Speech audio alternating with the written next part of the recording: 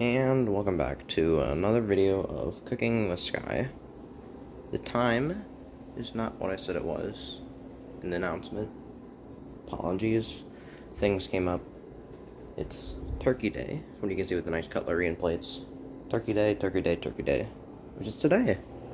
So things happened, but the video will come out. So egg sandwiches, like I said in the other community post before the last one. Egg sandwiches. I had a plan. So see this bread right here. I didn't plan to use that. I planned on using this. This is what I wanted to use. It's nice, flaky, buttery, and easy to make. And I had some leftover ones, and I don't know when, sometime this week, it got eaten. So, you know, you win some, you lose some. Stuff happens. So, we have plain bread here, and butter, and plan on using butter, because the rolls were butter enough. But we have that now, so it's fine. So this video, you're going to need, for making egg sandwiches, is eggs, of course, bread. You could have rolls, so they didn't need butter, but if you just use plain bread and butter, and yes, that's butter, I thought it was margarine for a second, cheese. It doesn't really matter what cheese you use, as long as it's a high moisture cheese. Like American, that's a high moisture cheese. Feta is a low moisture cheese, which would not work. And pepperoni. I'll get to that later, but why I use pepperoni? It's uncured pepperoni, if that matters. Uncured pepperoni instead of bacon. I'll get to that in a minute. And for seasonings, we have Montreal. I don't see a difference between Montreal chicken and Montreal steak, besides the fact that Montreal steak is much coarser. And I want something fine as it's going on eggs. So I use Montreal chicken, though I don't think there's a difference in taste between Montreal chicken and Montreal steak. So the camera is now horizontal, it's no longer vertical. I was told that would make things easier for people watching on a computer rather than a phone. I was like, yeah, that makes sense, so here we go. So first, let's turn on our pan. Had a lovely conversation, or discussion rather, about the uses of cast iron. Very informative. So, let's start with the easy stuff. So we got our plate here, and the pepperoni. Let's prepare that first. You want to grab some paper towels. I'll say 2 is good. 2 paper towels. Put that on your plate, the plate you're going to be using. Or a different plate. I recommend you use a different plate, but I'm going to use the same plate. I don't want to... It's Turkey Day and dishes and stuff. Alright, and I'm going to pause, and I'll be back with the preparations. Okay, and you can see that I have the 3 pepperoni set out on here, on the paper towel. I got 2, you're just going to fold on top. You could use 1 for your sandwich. I'm going to use 3, because, you know, it fits. It's size-wise. And you're going to put this in your oven. Not oven. You're going to put it in your microwave. And while this is warming up, I'll do an explanation of why I did what I did. Okay? And you want to set it to about a minute. There you go. About a minute. Don't mind the smoke. There's going to be smoke. Don't mind it. Pay no mind to it, okay? And let's check if this is ready. Yep, that's ready. Okay.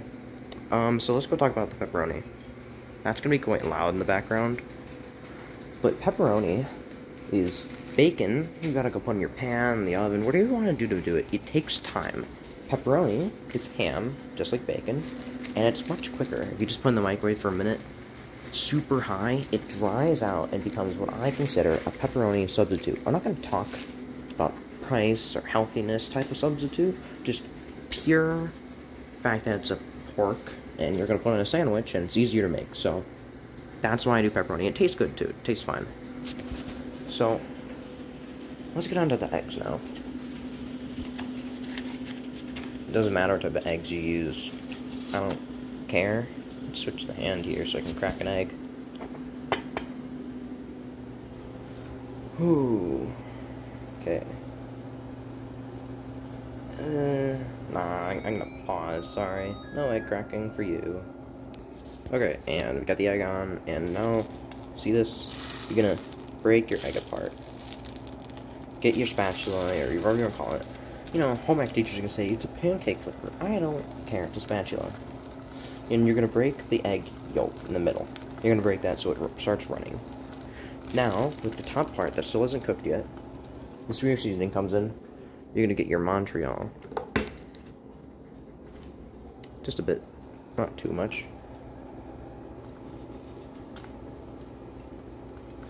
Just a light dusting over the top that's runny. Because if it was already cooked, it wouldn't stick, and it doesn't heat, bake, whatever you call it. It doesn't mix well with the already cooked stuff. Like, it's fine if you put it in, if you forget the step and you just put it on later. It's fine. Still works with the food, but when we flip the fried egg, it's gonna, you know, bake in and crust in. It's gonna stay put. And we're gonna turn on the heat. Now that's no longer going to temperature. And that's good. Now is the big waiting game. We wait for this thing to cook. And while that was happening, the microwave finished. So I can show you what I was talking about. Careful, the plate will be very hot. Especially in the middle, so I'm just gonna grab it on the edge. And let's close this door up. So, here is our substitute pepperoni. Substitute bacon, which is pepperoni, I mean. Sorry. Let's grab this one. See, it's now stiff. Like a nice crunchy piece of bacon. And see? See? That will give you some crunch factor, some taste, and substitute bacon.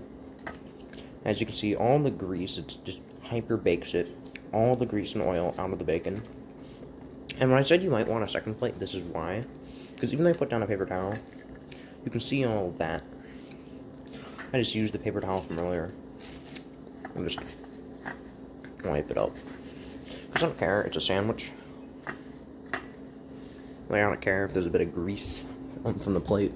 If anything, it'll make it taste better. So, that's that. So that's our first ingredient done.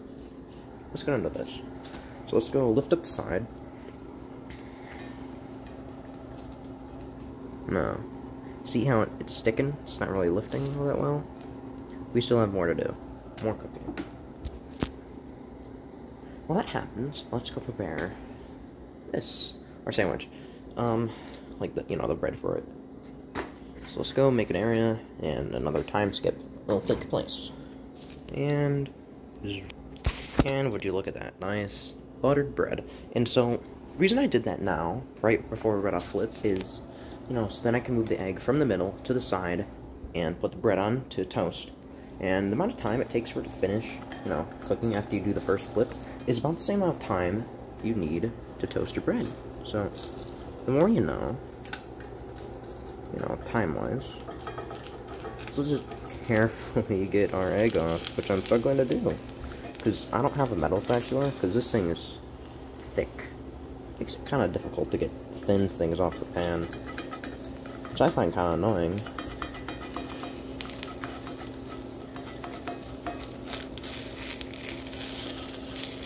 And good enough. Flip. Look at that. Although it did break apart with those little white spots, I don't care. It's fine. So now we can toast this. Toast, toast, toast, toast. And then you play the big old waiting game. Waiting for everything to toast. This isn't like a perfect sandwich I'm going for here. It's just fine if it goes a bit uneven, as long as it makes contact with the pan. As long as the butter, well, not the bread, more like, the butter makes contact with the pan, then it's fine. And while that's happening, so you could, at this step, put cheese on your egg, like you would a hamburger, or rather a cheeseburger, put cheese on it. I do not have the space luxury for that, because that, actually, never mind, I do. Don't do what I just did. I just touched the side of the hot pan with my hand. It hurt. Nah, we're good, we're good. Just seared a couple. Whatever. And then anyway, this doesn't look too appetizing how it is at the moment with all the bread on it, but it's fine. Alright, So this is normally the step when I start, killing the heat and start moving my preparation ingredients away. So, bleh. But we're pretty close to done, so I don't have to. Let's just check this boy. Good enough. I'm not looking for, like, super good toasting, because I didn't even plan on using this bread. And the cheese is starting to melt, too, so that's a sign to get moving. And then the plate. Look at the plate. Okay. It would have been nicer if I used a yellow cheese instead of a white. More appetizing looking. But it's fine. Okay. There we go. Pepperoni on top. I only wanted one or two. So, there we go. 2. Close her up. Doesn't look the most appetizing. But, this is a nice sandwich. The thing I like about this is that before road trips, long road trips where you're going to be away from your house for a long time, what are some things you probably have excess of that you want to get rid of for space reasons and, like, spoiling? Eggs, cheese, and bread. And random lunch meat. So this would be a nice hearty breakfast before you set out on the road or whatever meal. Just quick, easy, wake up, make it, tastes good, smells good, and it goes throughout the house. Use up your ingredients, like, because everyone always gets, like, a bunch of eggs, and it's like, oh, I want to go to Disney World, but I got all these eggs, and they'll spoil after my week-long vacation or something, and this would use it up. It's a nice sandwich that uses up all of the major leftovers in the fridge. Alright, this was another Cooking with Sky episode 2.